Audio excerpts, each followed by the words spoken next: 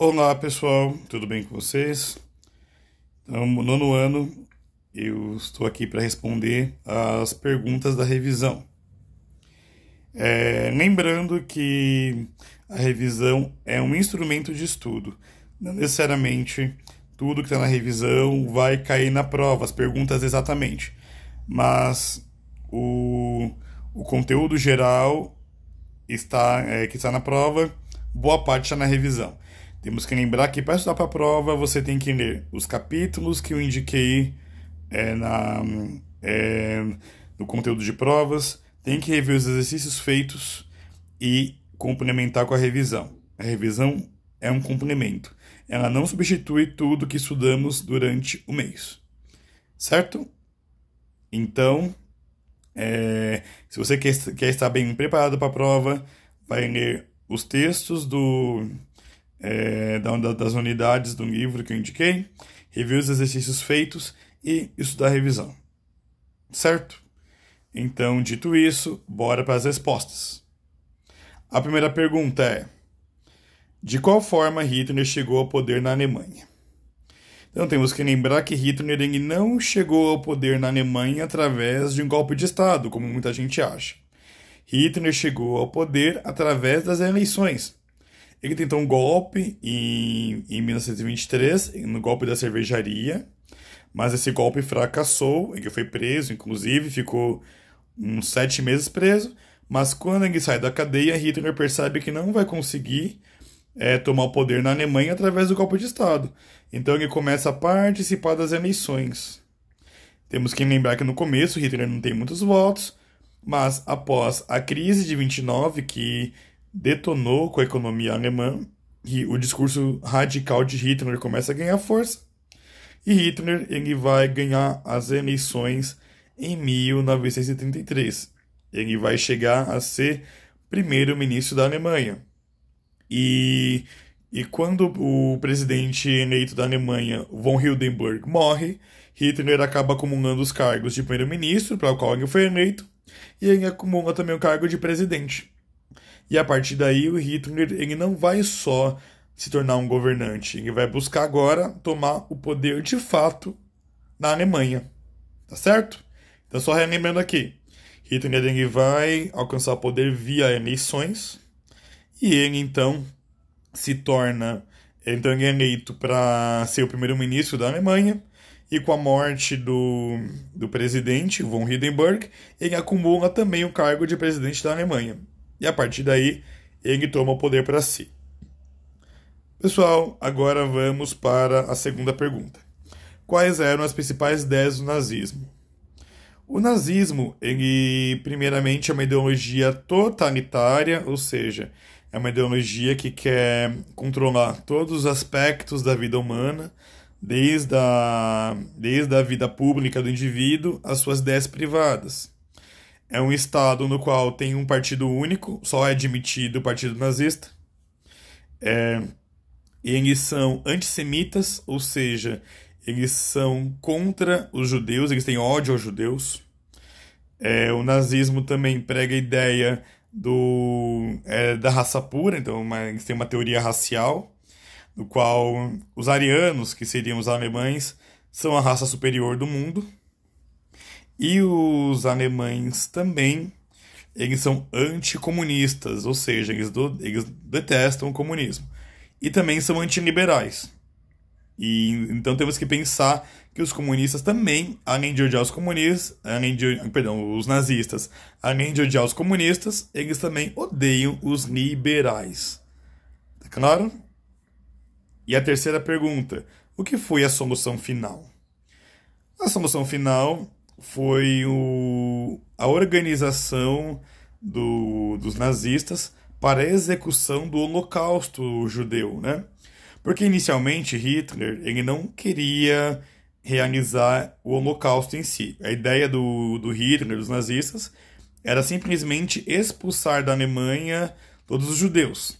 E matar alguns, claro. Óbvio que havia assassinatos em massa, mas não nada na escala do Holocausto no começo. No começo, então, o plano do Hitler, inclusive, era mandar os judeus para uma ilha africana chamada Madagascar, para que eles ficassem lá.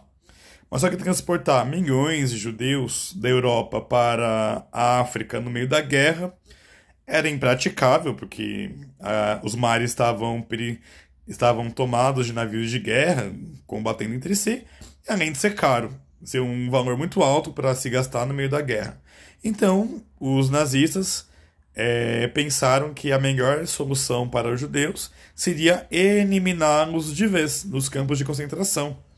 E a partir de 1941 e 1942 foi arquitetada a solução final, ou seja, finalizar e eliminar todos os judeus no Holocausto.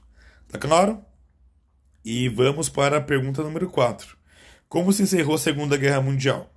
Qual foi o projeto que os Estados Unidos construíram a bomba atômica? Então, a Segunda Guerra Mundial se encerrou não com a derrota do nazismo. Temos que lembrar que o nazismo foi derrotado no começo de maio de 1945, com a tomada da União Soviética de Berlim, também com a chegada dos aliados na parte ocidental de Berlim. Então, quando os soviéticos e os norte-americanos, britânicos e franceses tomam a Alemanha, Hitler se mata e acaba a guerra contra a Alemanha, né? Mas o Japão permanece combatendo na Ásia. E temos que lembrar que os Estados Unidos já estavam, eles já tinham projetado a bomba atômica. O projeto da bomba atômica norte-americana foi feito no projeto Manhattan. Quem quiser ter mais detalhes, assista ao filme Oppenheimer, que vai contar com bastante detalhes essa construção da bomba atômica no projeto Manhattan. E como o Japão não se rendia, e a luta contra o Japão seria uma luta muito longa, muito desgastante, os norte-americanos prevendo que numa guerra convencional com os Estados Unidos invadindo as ilhas japonesas, a guerra ia durar mais 2 anos, então os norte-americanos, para abreviar a guerra, para acabar com a guerra logo, eles optaram para usar a bomba atômica. Então, os norte-americanos usaram a bomba atômica na cidade de Hiroshima e na cidade de Nagasaki. E cada uma dessas bombas mataram mais de 70 mil pessoas imediatamente. E, com o uso dessas bombas atômicas, o Japão se rende incondicionalmente aos Estados Unidos. E relembrando, o nome do projeto que os Estados Unidos construíram a bomba atômica, esse projeto é o projeto Manhattan, certo? Vamos agora para a quinta pergunta. O que foi a Guerra Fria? Quem eram as duas superpotências rivais no conflito? Então, pessoal, a Guerra Fria foi o conflito entre as duas superpotências que restaram depois da Segunda Guerra Mundial, que foi os Estados Unidos, que eram capitalistas, contra a União Soviética, que era comunista. E a Guerra Fria, ela se chama assim porque as duas superpotências, elas não se enfrentaram diretamente numa guerra. Só a única vez que elas se confrontaram diretamente foi na Guerra da Coreia, né? De 1950 a 1953. Mas fora isso, elas não se confrontavam diretamente. As duas superpotências, elas usavam o mundo como um grande tabuleiro de xadrez, no qual elas disputavam influência política e econômica no mundo inteiro. Então eles buscavam atrair outros países para a sua esfera de influência, através da propaganda do seu regime, através também da força, porque se as duas superpotências não guerreavam entre si, eles faziam a guerra nos países de terceiro mundo, na África, na Ásia, ou impunham ditaduras na América Latina ou na Europa Oriental. E então, dessa forma que vai ser disputada a Guerra Fria. Além do que, claro, na corrida tecnológica, para ver qual país desenvolvia a melhor tecnologia, na corrida armamentista, para ver quem desenvolvia as melhores e mais potentes armas, além também da corrida espacial. A corrida espacial vai ser que eles vão disputar para ver qual das duas superpotências dominava o espaço primeiro. E também eles vão se organizar também em alianças militares, né? A aliança militar liderada pelos Estados Unidos é a OTAN, que é a Organização do Tratado do Atlântico Norte, que é liderada pelos Estados Unidos, e vão ter os países da Europa Ocidental, como é o caso da Grã-Bretanha, a França, a Alemanha Ocidental na época, a Itália e outros. E do outro lado, a União Soviética vai ter o Pacto de Varsóvia, que vai ter a União Soviética e os países satélites dela da Europa Oriental. A outra pergunta, o que foi o Muro de Berlim? O Muro de Berlim foi um muro construído pelos soviéticos que dividia a Alemanha em duas partes. Dividia a Alemanha Oriental, que era comunista, e entre a Alemanha Ocidental. A Alemanha Ocidental, que era capitalista. E esse muro era chamado de Cortina de Ferro. Winston Churchill, em um discurso célebre em 1955, quando o Muro de Berlim foi construído, ele disse: a Europa está dividida por uma cortina de ferro. Certo? Então, pessoal, a sétima pergunta: explique o que foi o Plano Marshall.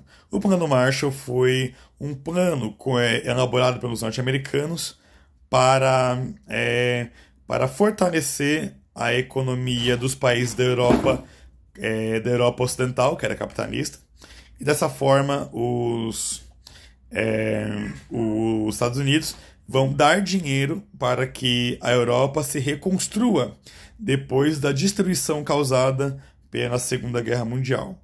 Essa foi uma forma que os Estados Unidos encontrou também de lucrar, até porque quando os Estados Unidos vai dar dinheiro para que a Europa se reconstrua, várias empresas norte-americanas vão participar da reconstrução da Europa.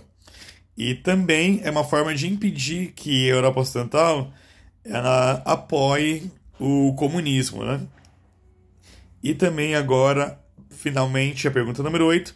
Explique as diferenças ideológicas entre Estados Unidos e União Soviética. Então, primeiro, os Estados Unidos é um país capitalista. E então, como um país capitalista de ideologia liberal, os Estados Unidos vai defender as ideias do individualismo, ou seja, o indivíduo ele deve ter voz, ele deve ter valor. As ideias individuais elas devem ter peso na sociedade. É uma sociedade que prega a ideia da livre iniciativa comercial, ou seja, os indivíduos são livres para abrir comércio, para empreender, para inventar coisas próprias, para ter um estilo de vida particular e próprio. Ou seja, os indivíduos eles são livres para poder empreender, comercializar e realizar seu comércio. Temos também a ideia do livre mercado, ou seja, a liberdade comercial. Os indivíduos e as empresas podem comercializar com quem elas desejam. E a economia ela deve ter, então, uma mínima interferência do Estado. O Estado não deve interferir muito na economia. E também eles defendem a ideia da democracia, ou seja, os indivíduos têm direito a voto, o Estado deve responder ao cidadão, ou seja, o cidadão ele tem direitos de questionar o Estado, e o cidadão ele tem o direito também a ter garantida as suas liberdades individuais, né, como direito de ir e vir, direito a voto, direito à livre expressão. Por outro lado, temos a União Soviética. A União Soviética é comunista e, por ser comunista, primeiro ela vai defender uma ideia mais de coletivismo, ou seja, a União Soviética defende que o Estado ele deve ele deve defender mais o coletivo, não muito o indivíduo. Até porque, para os comunistas, a individualidade ela é muito menos importante do que o todo da sociedade, o coletivo.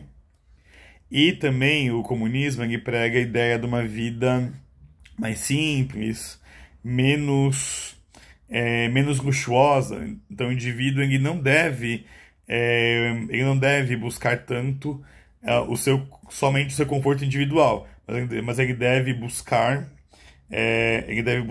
o bem-estar coletivo. Então, a economia no socialismo, ela não é uma economia livre, que os indivíduos decidem como gerir a economia. Pelo contrário, no socialismo, a economia é planificada, ou seja, o Estado planeja a economia. Certo? Então, no socialismo, há uma grande intervenção do Estado na economia. E o Estado também deve intervir na vida privada dos cidadãos para que a coletividade possa ser preservada. Tá claro? Então, pessoal, essas são as respostas da revisão. Qualquer dúvida, consultem o caderno e o livro de vocês, que no caderno eu passei coisas na lousa para vocês terem no caderno, e também tem todas as informações no livro didático de vocês. Certo? Então, um abraço a todos, bons estudos!